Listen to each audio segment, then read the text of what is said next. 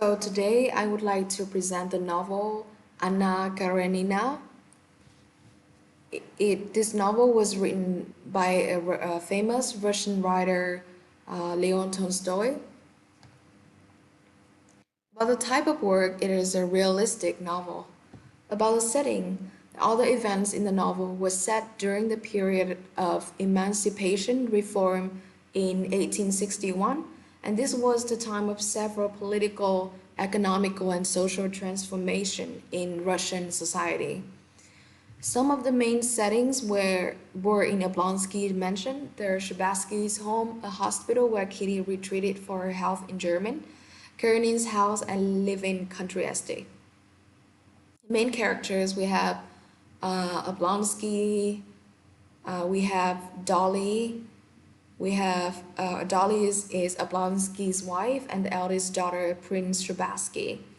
We have Anna Karenina, of course, also the name of the book. We have Karenin, her husband.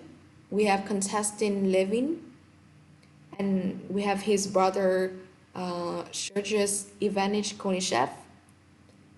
We have another brother of Levin's, Nicholas Levin, Prince Alexander Shabasky, his wife, Princess Shabskaya.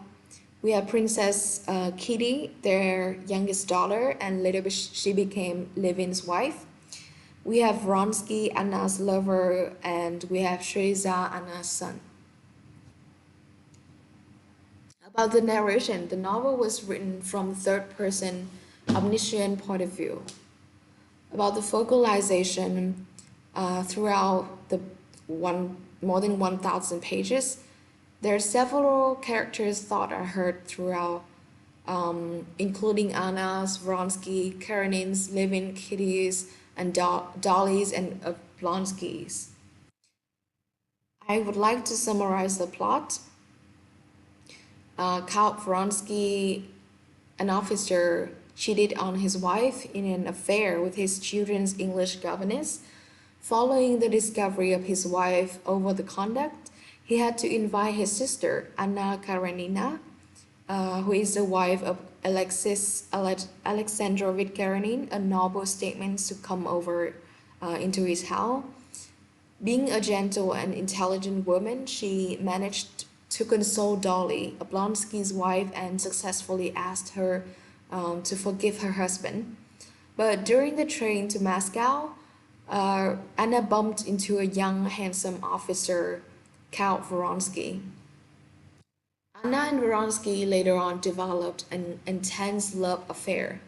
Despite her husband's objection and the moral laws of Russian Orthodox Church, she decided to abandon her husband and her son to go to Europe with Vronsky.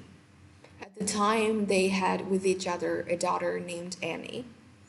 So in parallel with Anna's story is the story of Konstantin Levin.